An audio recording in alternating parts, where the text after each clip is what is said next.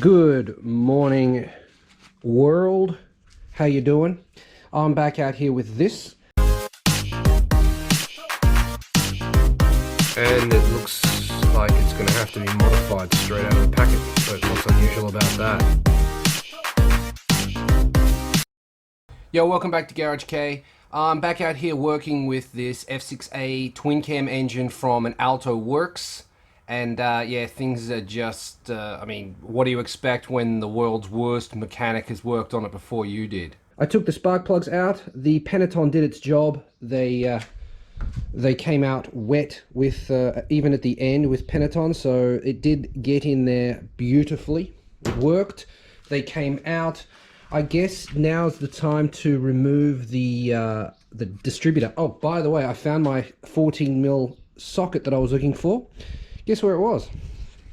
In the toolbox.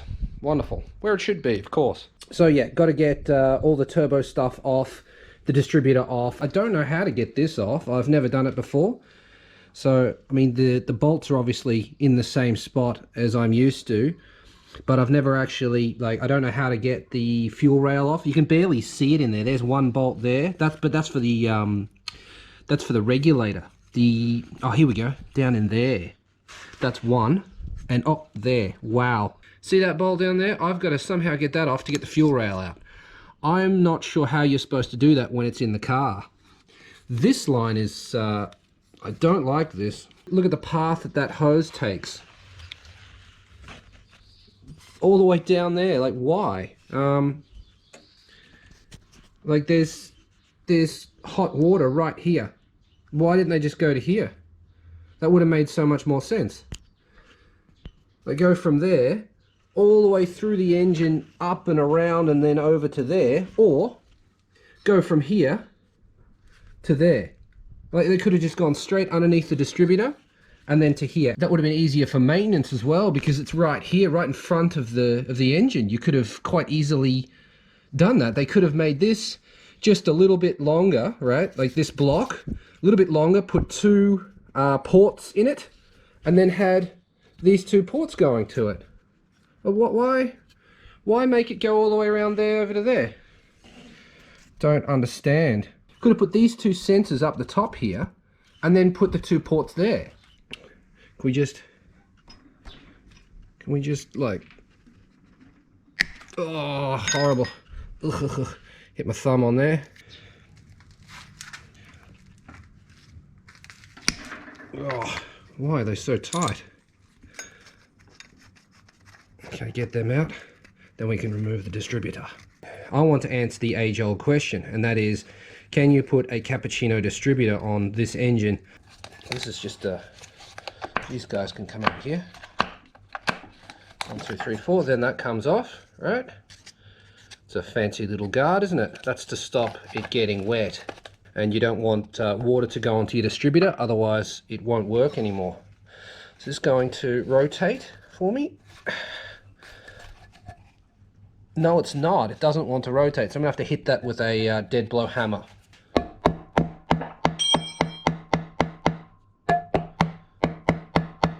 I'm not actually hitting the distributor. I'm not hitting here. I'm hitting on there. After it rotates back and forth a little bit, I'm hoping that it will pull out.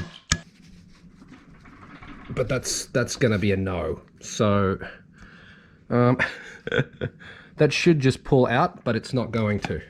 Where are the bolts for this? So the bracket, this is a bracket for the intercooler. One bolt's here, but the other bolt's all the way up under there and blocked. So like it's in there. So I couldn't get that out even if I wanted to. I have to get this off first. So maybe I need a pry bar. Try that. I can't get this to, even with tapping on it, I can't get it to free up to the point where I can spin it with my hand, tapping it back and forward. I can't get access to these bolts to take that off.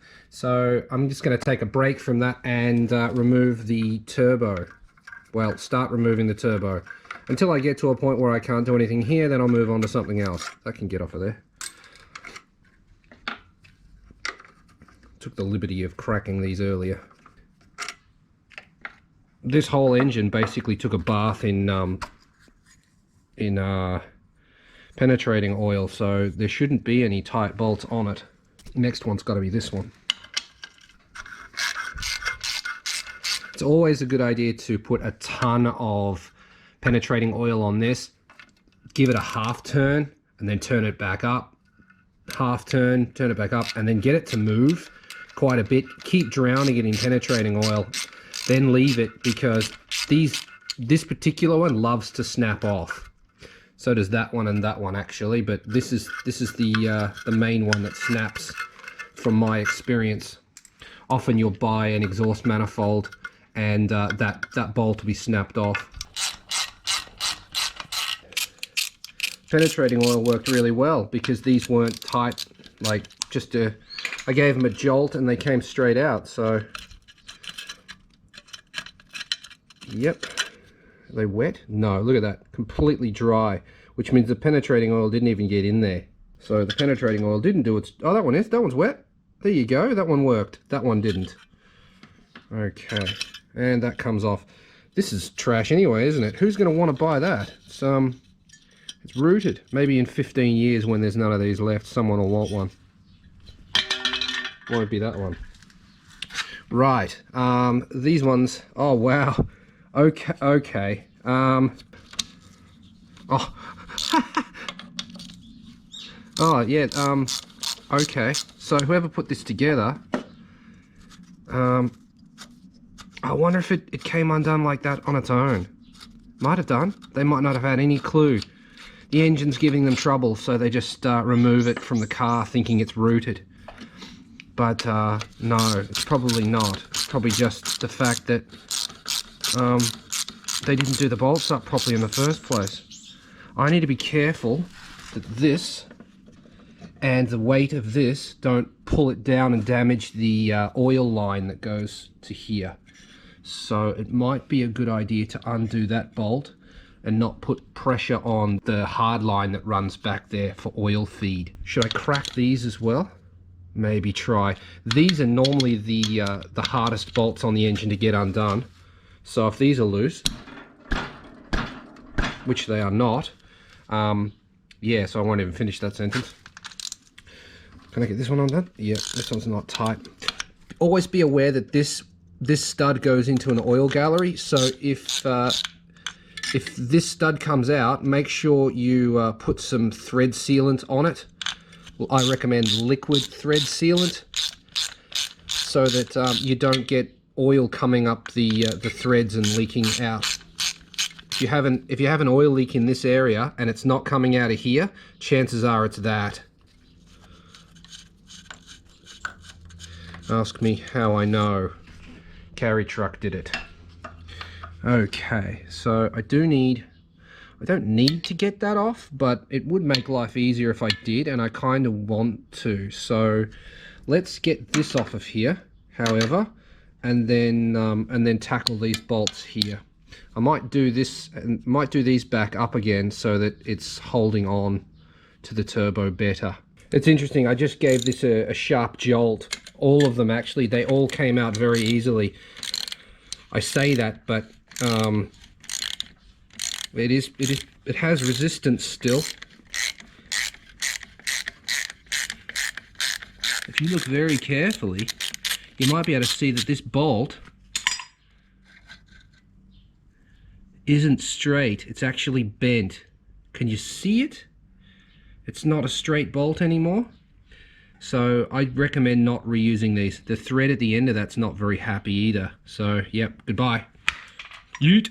These were donated by a good friend Daryl. When he left Japan, he gave me all his old tools, and this was one of them. Hopefully, these are the biggest. Oh yeah, look at that, no worries, one-handed. So these are actually the only proper wire cutters I have. I have side cutters, but nothing like this. There we go, easy done. Let's get that out of the way. Get this off of here. Get off of there. Right. Yeet. Yeet. And we need to bend that out of the way. So, do we? We just pull it out of there. Oh yeah, pull it out. Get out of there. Gone. Right, back to this. Oh, it's attached to a bracket under here. It's actually pulling itself that way because I need to get this bracket undone. That's not loose. There we go.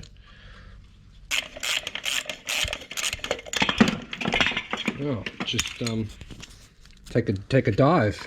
Very different from the cappuccino one. The cappuccino one's actually the catalyzer. A lot of these Altos didn't actually run a catalyzer. They had a space in the exhaust that looked like a catalyzer, but actually was hollow, I'm told. You don't need to buy a dump pipe, like a straight pipe for the Alto, because it's like that from factory. Okay, we've had a good enough look at that. Now that can go into my pile of parts that I'll probably never use. How are we looking in here? How's the turbo? Well, there's no movement at all, which is really nice. That turbo is probably fine. Which is good to hear. Yeah. Nice. A good turbo. VZ25. Okay, let's get that undone. That's a 14, if I recall correctly. Let's have a look. 14. Yep, look at that. These are a banjo bolt and have quite a low torque setting. You wouldn't reuse those washers, so that's why I'm just not worried about it.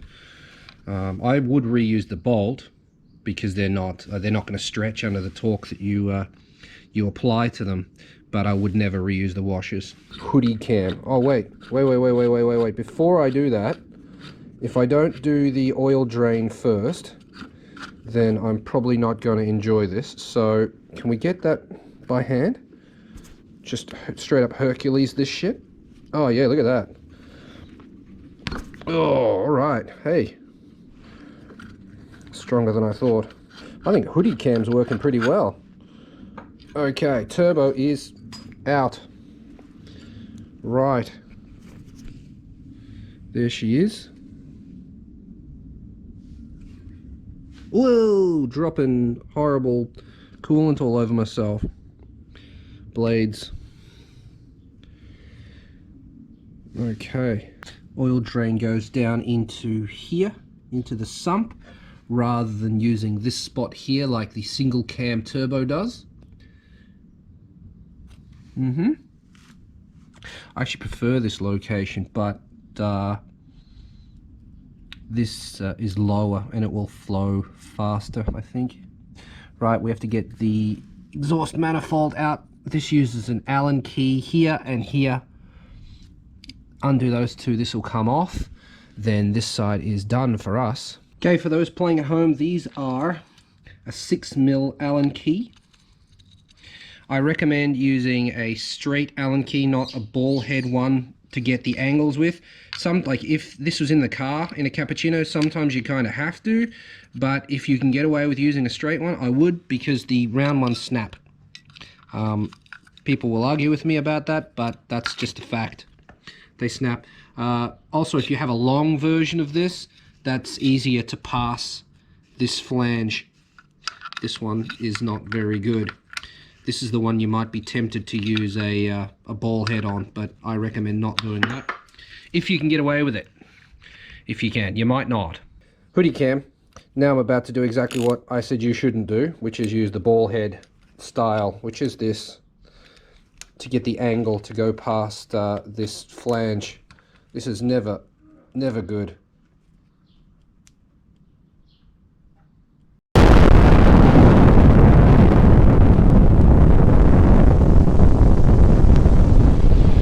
Okay, I'm just going to not do that because I don't want that to snap. These shouldn't be that tight, but they get hot, and yeah, that one's out at least, but this one doesn't want to budge. Oh, why is that so tight? Oh, see, people that say they don't snap, look at that.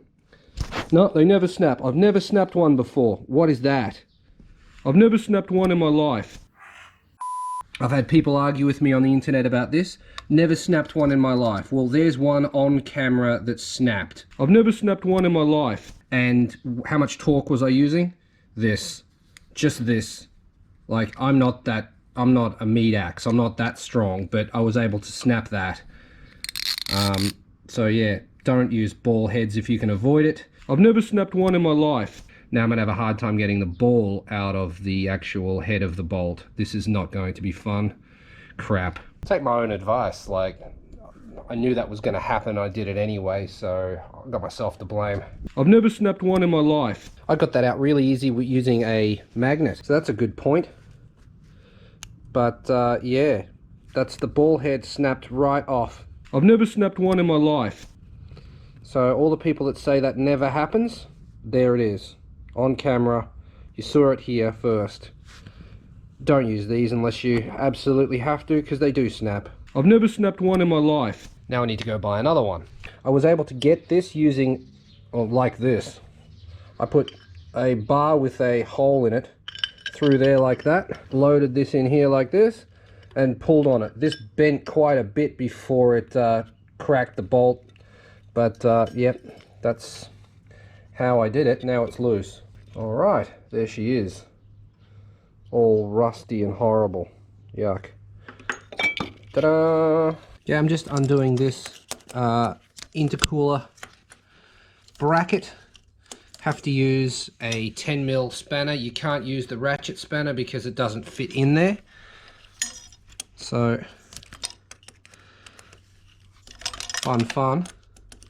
Like not even half a turn at a time because there's just no room to swing it. You gotta love it when shit like this happens, right? Like the bolt is hella long. So long, in fact, that you can't actually get the thing out because it bumps into the distributor. So I can't even get that out of there. I'm gonna have to undo the other bolt, holding this one on, which is in there. And this is blocking it, so I can't get at it with a ratchet, and I can't get at it from this side with the spanner either, so I'm not really sure how I'm gonna do that, but undo that and then maybe take the whole thing off, and that bolt that won't come out will just fall out. Why do they do this? I just can't understand. Have a look at this. So you go on with your spanner, can't get at it. Alright, uh-oh, flipped it. We go from here.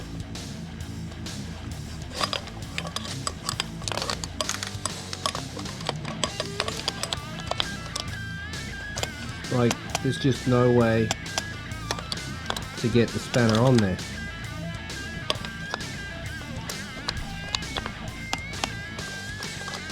Flip it. No, and then like from this angle, that's going to be a no. It's too much angle. You can't. You're just going to round the head off. So ratchet head can't even get in there. So you really need an extension to get to it, but you can't use an extension because, like, I don't know how I'm going to get that out. I don't know how you're supposed to get that out. I thought this just pulled out, but it doesn't want to. I thought you could just wiggle this and it would let go, but it doesn't want to. I'm not sure why. I can't remember. Maybe there's something stopping it. Don't know.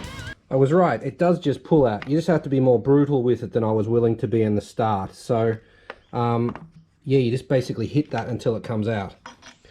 And yeah, that's that. That is Mitsubishi. That is an Alto Distributor. I want to see what the difference is between Alto and Cappuccino, so let's go do that now. Here we are, Alto in my hand, Cappuccino there. As you can see, the caps are quite different.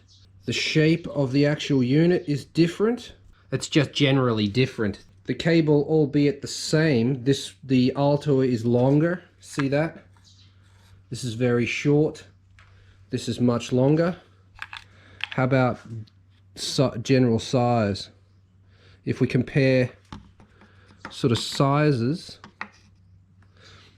if we were to put that on that edge there, so that's the same. See, the Alto one is bigger,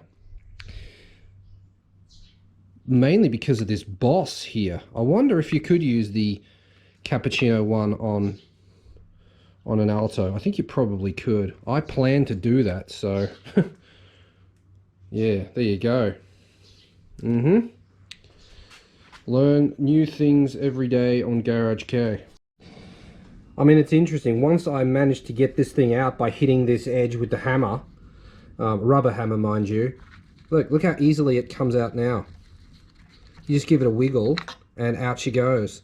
Before, I had to hit that fairly hard with a hammer to get that out of there. And yeah, in and out, no problem now.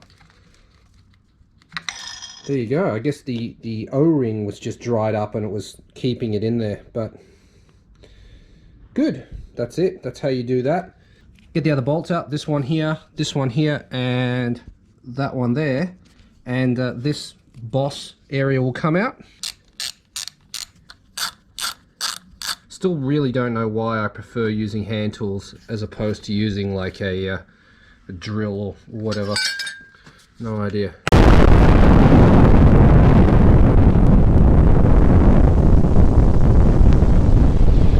That came off really easy. I'll compare that as well, I think. Is that the same as cappuccino? It does look to be, yes.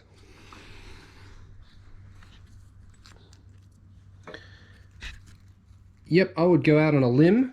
Without checking part numbers, I would say that those two pieces are the same. Next up, going to need to undo these bolts here, or this nut. I think this is actually a stud that goes all the way in. I'm going to have to get that stud out of there because it will be used, this engine will be used on a cappuccino. And he won't be needing those studs. So,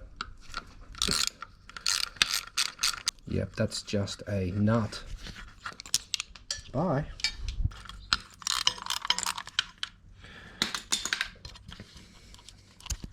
It's a lot of effort to change a thermostat.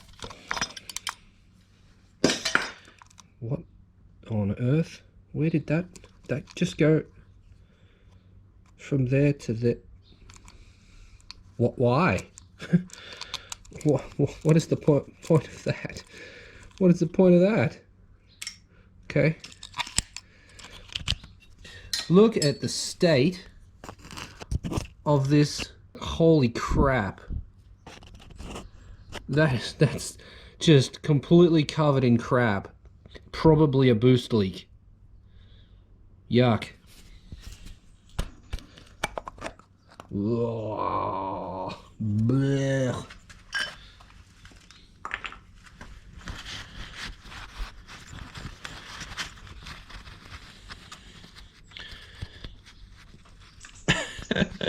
Thermostat has welded itself in there. Give that a tap.